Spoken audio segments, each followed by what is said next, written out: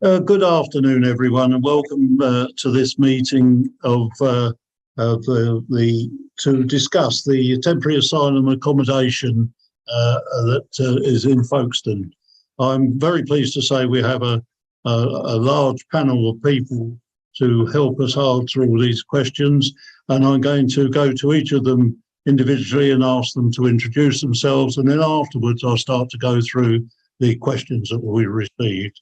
Asking the appropriate person. So first of all, can I go to Damien Collins? Yes, hello, I'm Damien Collins, the Member of Parliament for Folkestone and Hythe. And Roger Goff? Hello, I'm Roger Goff, Leader of Kent County Council. And Keith Taylor. Keith Taylor will be with us very shortly. He's the Chief Inspector of Kent Police. Ewan? I'm Ewan Green, Director of Police with the District Council. Thank you. And Wendy Malkinson. Hi, I'm Wendy Malkinson. I'm from NHS Kent and Medway, ICB. Thank you. And Dr. Badrinath. A very good afternoon to you all. Dr. Badrinath, one of the consultants in public health medicine at Kent County Council, and my role includes asylum seekers and welfare of refugees. Thank you very much. Okay, now we are expecting somebody from the Home Office to join us. It isn't with us yet, so I'm going to now go straight on to the bulk of the questions that are around community safety, and they are up on. If you could go to slide 2, please, Gemma. That's it. Those are the questions that have been asked about community safety. And is Inspector Taylor with us yet? No. Okay. Then we'll go on to councils at slide 3, please. Slide 3.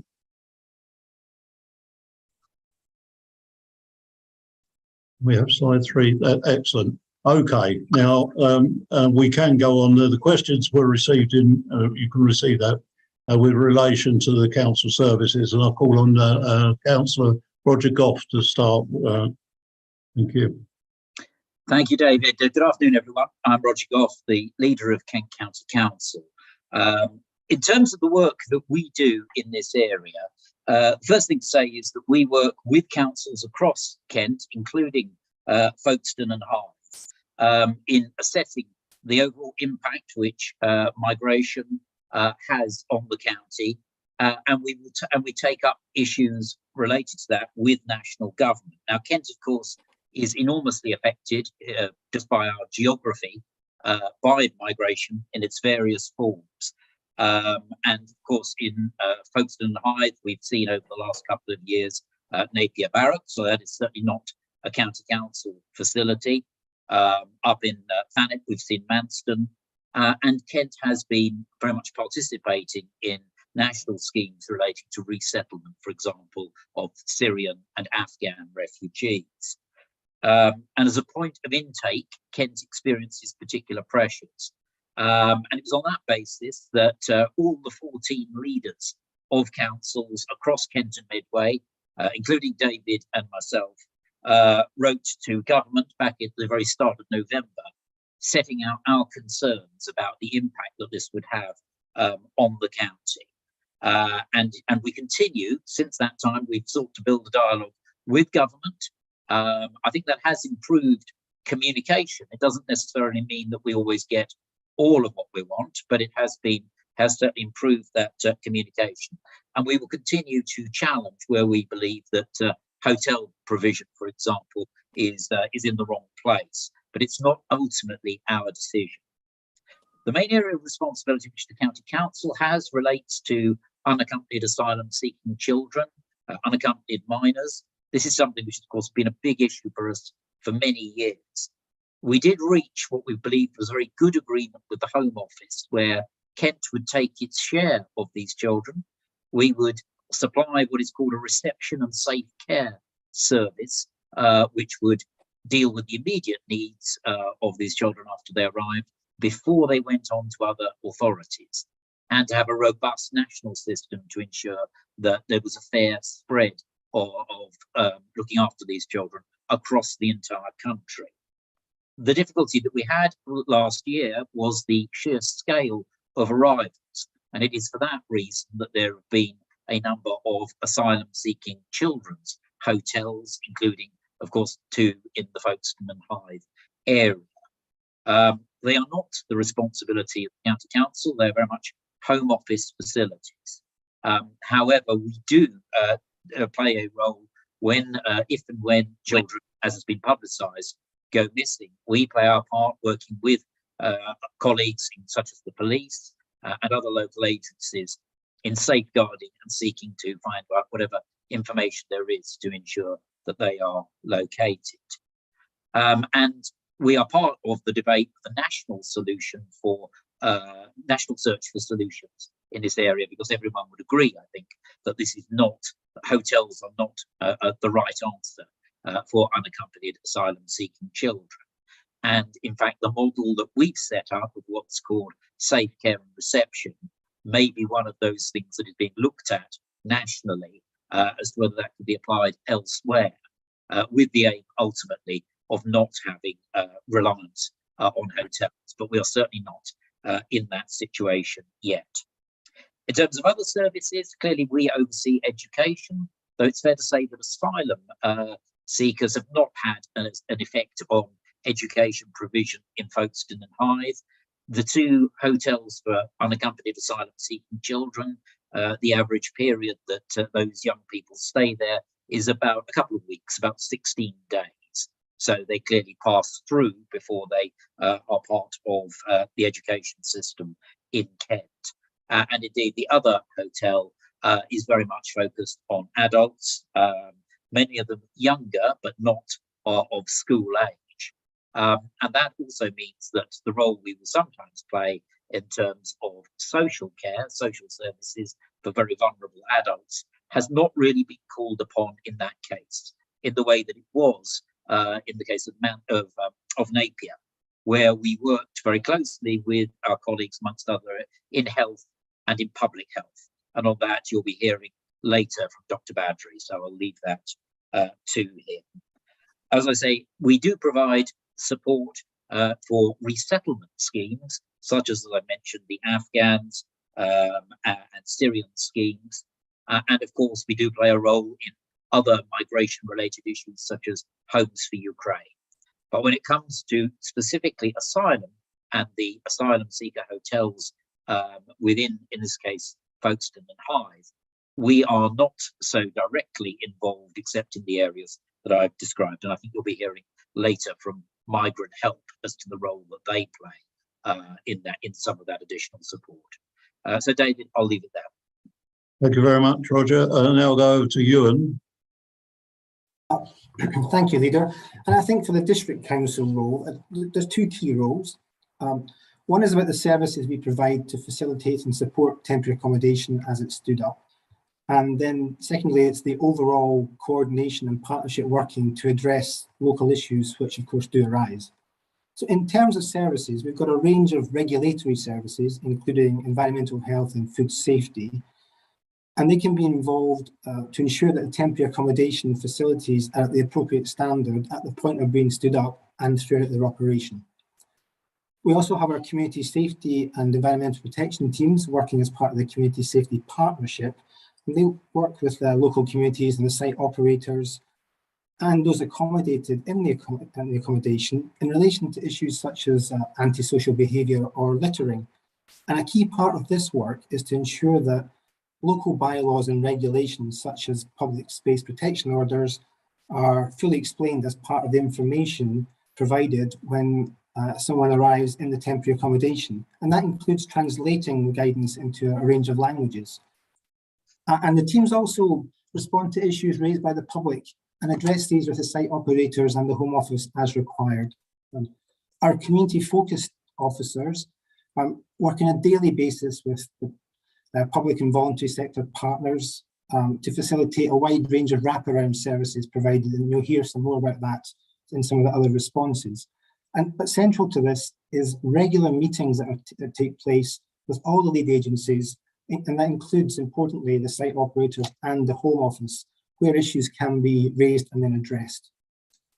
And building on these roles, the Council also has a key role to liaise with the Home Office and site operators and agencies to provide feedback from elected members and from residents on matters of concern where they feel they need to be addressed.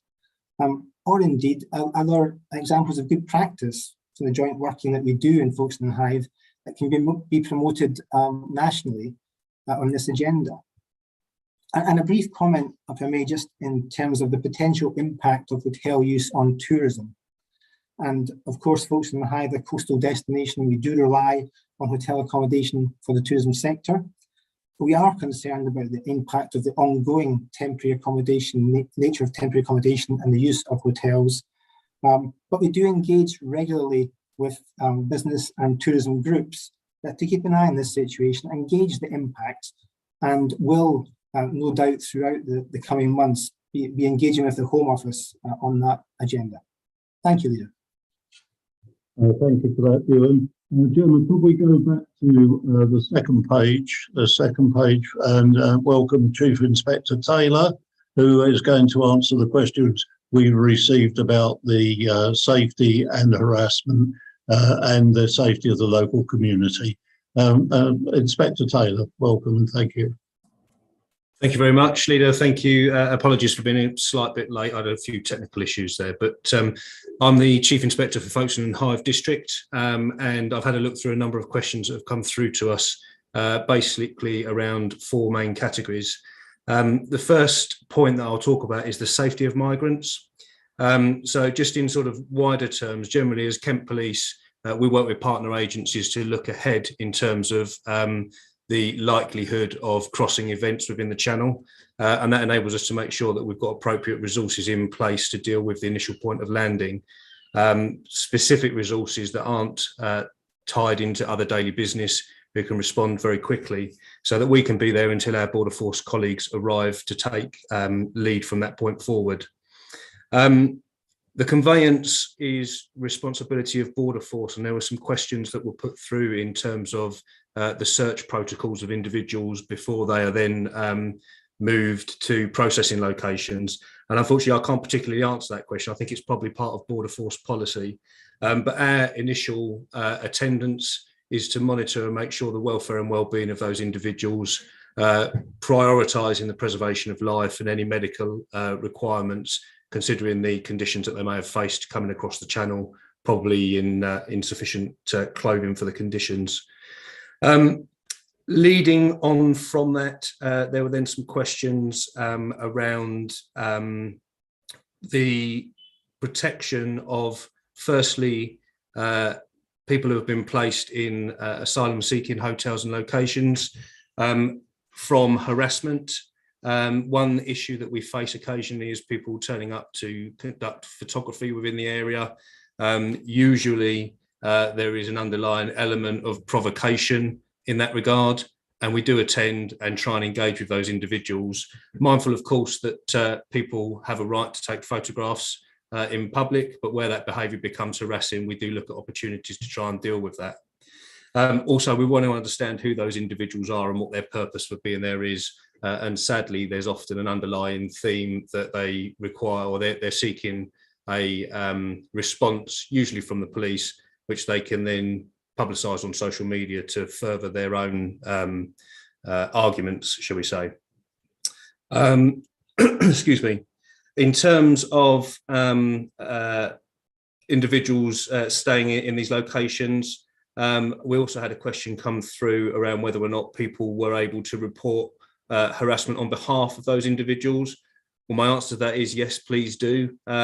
I think that as we would report or deal with harassment or crime or antisocial behaviour against any other person within the community, we are a community and we should act as such to look out for others and protect others where necessary. So I would encourage people to report any concerns that they have to us, particularly around issues that are victimising asylum seekers, just as much as people who may perceive issues in the opposite direction.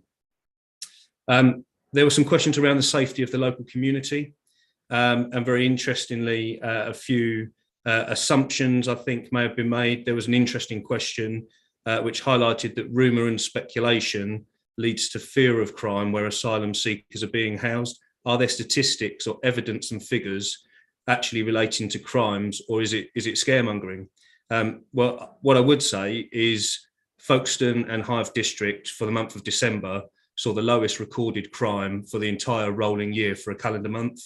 And that statistic has been gradually and consistently decreasing since August of last year. On top of that, Folkestone and Hive District is recognised within Kent Police for highest continual arrest rates for suspects and solve rate for crimes across the force. We're held in high regard. So we are keeping the community safe and we are taking action where there's action to be taken. There's no correlation that I can see or has been brought to my attention in terms of the locations of the hotels that we're using to house asylum seekers and an increase in crime. I'm quite confident in that. There was a question around whether or not, if we were to identify a correlation, would we be taking action? Well, again, of course we would. If people commit crime within our community, we will take action to hold them to account for that, as we would any other member of the community. So I'd reassure anyone with concerns around that to be confident that we will take that. Another concern that was raised around safety of the local community was in regards to congregation of youths from asylum seeking accommodation and how that may be felt to be intimidating. One of the pieces of work that is ongoing with our representative funded by the Home Office and with partner agencies is the education of individuals who are seeking asylum in terms of acceptable behaviours within our culture. It may be that what's entirely acceptable within their own culture in a different country may be perceived differently here. So we do try and address those through education and make sure that people aren't in a position whereby their behaviours could be perceived as intimidating towards local residents, etc. One concern that was also highlighted within the question set was around a comment in relation to women potentially being harassed in the evenings on their way home. Obviously, we're very, very aware at the moment of the need to make sure that violence against women and girls is treated very seriously.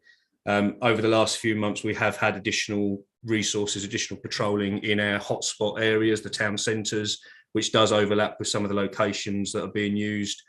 So we have had additional resources. What I can say is I have not had any incidents brought to my attention that involve females or members of the public being approached, harassed on their way home. But if that is happening, then I would urge people to report it to us. But I have no evidence that that's been taking place, which once again reiterates, I think, that we are providing a safe environment for the local community.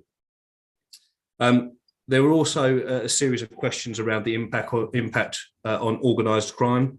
And there's conversation nationally, as I'm sure everybody will be aware at the moment, around where the trafficking of people starts elsewhere in the world, how that journey results in people arriving in England, and what then happens to people once they've arrived in England. And I know that one of the causes for concern, which leads on to my next point, is around missing people, missing children.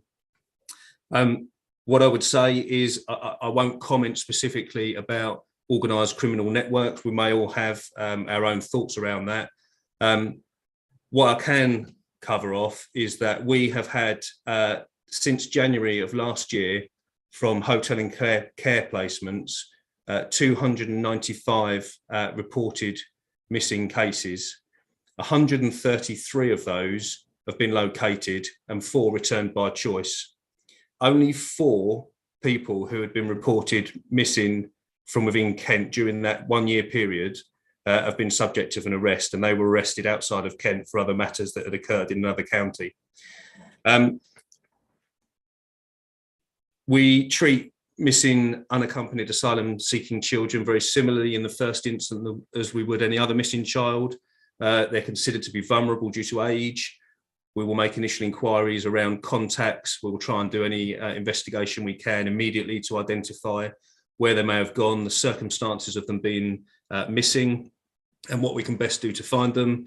They will quickly be circulated nationally as missing people, and our activity and investigation is as it would be in any other case. We also are mindful of potential links to OCG activity, which may broaden our investigation slightly around vehicle movements and using ANPR technology and things similar to that.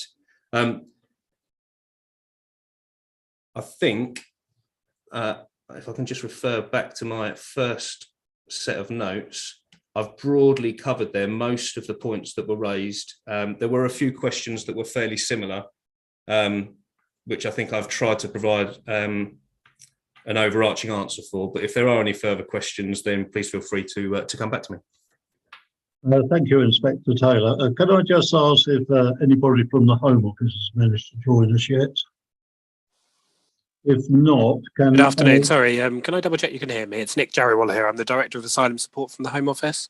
Oh, excellent. Good afternoon. So if we could put slide 1 up, please.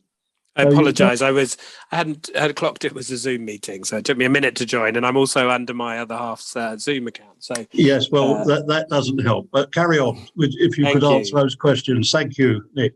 Yeah, no, thank you, and thanks for the opportunity to be here. And I think the first thing to just recognise, and it's kind of good that actually I didn't go first, because I got to be reminded of the really incredible work that colleagues and partners are doing across the county in support of asylum seekers. So thank you, I guess, is the first thing to say to all those colleagues, both for what they're doing, but also the way in which they interact with me and my teams, which is always incredibly positive. So I think just to do a quick bit of introduction. So my role is, as the slide says, Director of Asylum Support, which means I'm responsible for the operational delivery of the asylum support system, including accommodation.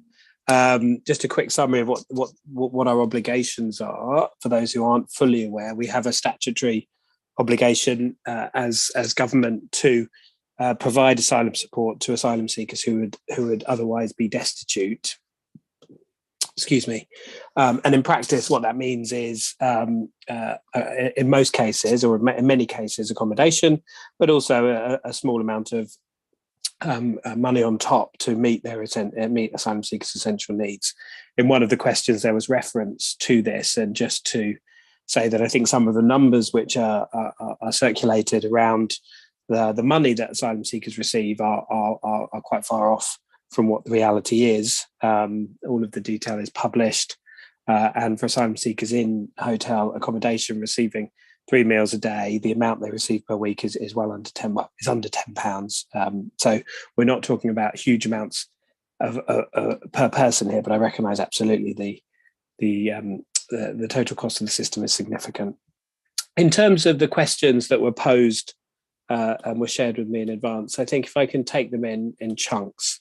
There were some questions around and our policing colleague talked to this about the safety and security of the service users themselves, and those service, what we call them service users, are in hotels are supported by security, who are there to ensure that, as far as is possible, individuals do not enter the premises, harass or otherwise intimidate those people living temporarily in those hotels. In terms of the security of the wider community, again, our policing colleagues covered that, so I won't repeat what he would have said. In terms of the relative costs and the decisions that are taken about which hotels to use, there were a number of questions about a sense of concentration in Folkestone Hythe and a disproportionate responsibility being felt by the district. And I would say I can absolutely understand why it feels that way. There are a number of places around the country where we do have multiple sites in operation. That isn't how we wish to operate. We do aim to ensure there's a fair distribution, and that local authorities all around the country are doing their bit in this regard, whether that be through dispersal accommodation or whether that be through contingency accommodation, which is the hotels that you'll experience, and that many people were talking about in the questions. For Folkestone Hythe, as colleagues have said, we've got Napier Barracks, we've got 1 adult hotel, and we've got 2 hotels for unaccompanied asylum seeking children. There were also questions around the standards and the maintenance of the property, and indeed the outside areas of at least one of the properties. We have 3 providers. From the south, it's Clear Springs and Ready Homes. Clear Springs Ready Homes. We have providers whose responsibility it is to get accommodation for asylum seekers, and they present opportunities and options to us, which we then consider. Clear Springs work with the owners of the hotels, and ultimately we rely on Clear Springs to ensure that the hotels and the grounds around the hotels are safe and appropriate for use. In terms of the aesthetics, there was a suggestion, I think, that at least one property, the gardens have not been well kept. That's certainly something I'm happy to take away. We would again rely on the hotel owner themselves to take responsibility for that, but we can certainly do our bit to ensure that things are being done in the right way.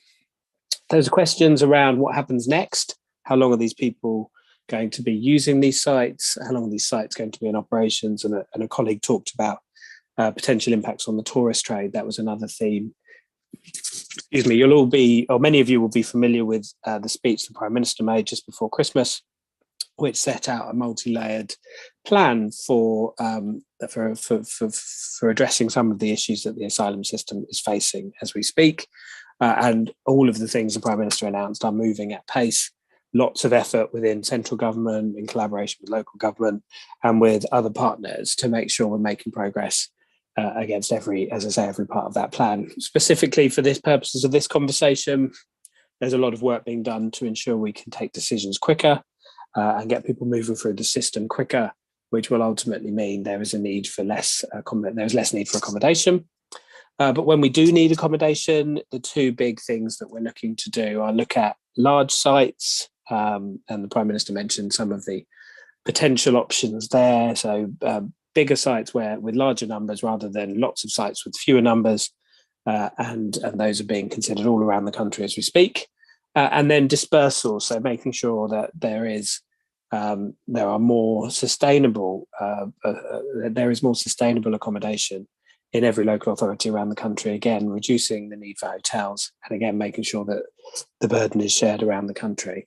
All of those things are moving quickly and should have a significant impact on the length of time people stay within those properties and the length of time we need to use those properties. As it stands, I can't give any commitments for when we will stop needing accommodation of the type that we're using in Folkestone and Hythe. But what I can say is ultimately this is not something that we mandate. It is something the hotelier voluntarily offers to us. And should the hotelier not wish to maintain the contract they have, then obviously that is absolutely their choice. Seeing if there's any more specifics. Again, policing colleagues have addressed some of the questions around security and organised crime. So I think I'll probably leave it there, if that's okay, Leader. Yes, thank you very much, Nick. Thank you for joining us. It would have been quite a hollow operation without your input. Okay, could we have asylum support services? Unfortunately, Helen Bramfield can't be with us, but I have a short statement to read out that actually relates to the gist of the questions. Migrant help is the point of contact for independent advice and guidance. Eligibility advice and assistance in making applications for people seeking asylum in the UK. We can notify the Home Office Asylum Support Team of any changes in circumstances, log and categorise issues and send them to the appropriate party for resolution. Migrant help is notified of those who are placed in contingency accommodation. We complete an induction briefing with them, which includes an overview of asylum support and information about the process to apply for support, asylum support payments and how to notify asylum support of any change of circumstance. During the induction briefing, we give an overview of migrant help services and signpost to legal services, specialist support services, and how to access healthcare. Our core function is to provide impartial advice and guidance to clients throughout the asylum support and asylum claim process. We have an advice line that is available 24/7 for clients requesting help with issues such as safeguarding and wellbeing, payment issue or complaints. We also have a dedicated outreach team that will support migrants with special additional needs. This includes referring to social services and specialist report services. They do a great job. It's a shame that Helen couldn't be with us today. But if we could now move on to slide 5, and I'll ask Wendy Malkinson if she could answer some of those questions first. Thank you very much, Leader. Yeah, for all patients that arrive to any of the hotels, they are registered immediately with the GP practice. We make the patient assignments to the practices, and the patients are spread across the 5 GP practices across the district. Everybody is registered straight away. Everybody then has access to healthcare, and a NHS number is generated for that patient so that they then have a lifelong care record in England. They then have access to secondary care support, mental health support, and primary care services, medication prescribing, as would any other patient that comes into the district. In terms of dentistry, dentistry is the core function and commissioning of dentistry is managed by NHS England, not the local health service, but we do provide all patients with all of the emergency contact details for both in-hours and out-of-hours dentistry. I think that was all the questions that were related to directly to GP. Thank you, Wendy. Okay, I'll now go over to Dr. Badrinath, KCC Public Health. Dr. Badrinath. Thank you, Leader. Good afternoon again. I represent the Kent County Council Director of Public Health on this panel. The Director of Public Health has a statutory role to protect and promote the health and well-being of Kent population, which also includes migrant and asylum seekers, as they are their residents here, as long as they are. The Director also has a role in providing local leadership, coordination, and holding partners to account, ensuring the health and well-being of our communities. We have worked with the Home Office staff to develop a plan to prevent spread of infections, as well as to respond to outbreaks in case there are outbreaks in any of the settings. We also work with the UK Health Security Agency, which is a national specialist agency responsible for dealing with outbreaks, dealing with infections in any setting, which also includes settings where asylum seekers are placed. There are lots of meetings, as you may appreciate. From a public health point of view, we attend all the various meetings, work closely with Home Office, and provide a local public health perspective. We also facilitate access to some of the services we commission, which include sexual health services. For example, in case of monkeypox, any sexual health services are needed, we do commission them and we facilitate access to these services. Of course, the local health NHS also provides access, as Wendy was explaining. Thank you, Leader. Thank you, Dr. Badrinath. Right, now we go to slide 6, please, which just we will now start to sum up, and if I could call on Damien. Thank you, and thank you to everyone who's joined the call today, both those watching, but in particular those who have come to answer the questions that have been submitted. And I think it's been really useful and important that we've heard not just from the District Council and the County Council, but from Kent Police and from the Home Office and from healthcare partners and providers about the support that is being delivered to the community. None of us want to see people arriving in the UK to claim asylum by crossing the channel in a small boat. It's an incredibly dangerous journey. Lives have been lost doing it. It's miraculous that more haven't been. And we don't want to see hotels being used for asylum accommodation. Indeed, the Immigration Minister, Robert Jenrick, was very clear about that in the House of Commons this week. But what is important is that whilst these crossings are taking place and whilst hotels are being used to provide accommodation, and as the Home Office has said on this call, these hotels are not being requisitioned by the Home Office. The hoteliers are offering the accommodation up. And whilst that is happening, it's important that this situation is managed well, both in terms of the welfare of the people in the asylum system and also the welfare of the community in Folkestone and Hythe people that live alongside those in this accommodation as well. And that's why I think it's so important there is a close, active working relationship between the different agencies who are all involved in this, so that people are aware of the problems if they occur and how they should be responded to. But I think it's also important that the people delivering those services can explain what they're doing in a forum like this, where members of the community can hear for themselves what is being done and hopefully have some of their concerns addressed. As has been said throughout the call, anyone who has any particular concerns can bring them forward. And I would urge anyone to contact me who is a constituent in Folkestone and Hythe who has specific questions, as I know you have done, and we will follow up with the agencies who've been on this call in order to provide whatever answer or reassurance is needed. But thank you to everyone for taking part. Thank you, Damien. Can I call on Roger? Thank you very much, David. Just 3 quick points from me in summing up. The first is that, as Damien said, I think it's very important that we give a clear picture of what is being done locally, both to provide the services that are needed by those seeking asylum, but also to very much look after the interests of the local community.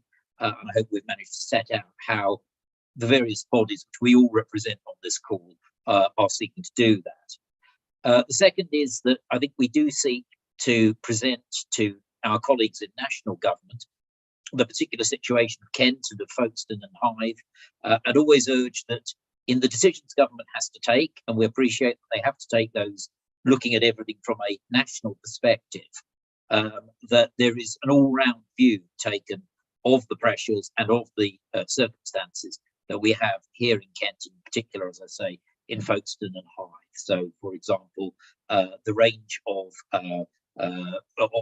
support that we have given to schemes such as the Afghan scheme, the Homes for Ukraine, and indeed other resettlement schemes, not to mention the fact that we are the port of entry, and through facilities such as Napier and Manston, there is a particular impact here that there is not elsewhere in other parts of the country.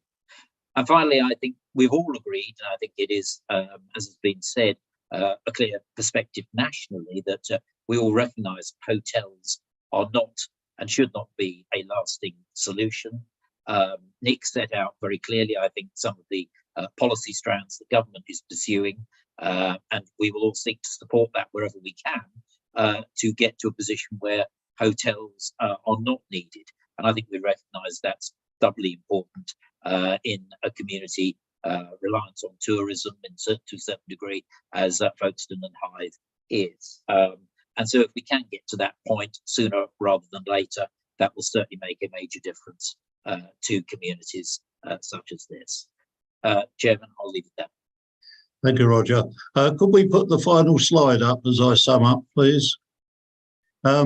Thank you, first of all, to all the members of the panel that have attended and given answers. It is so important to reassure the community that every effort is being made to make sure that as we accommodate these asylum seekers, that we do so in a safe and helpful manner.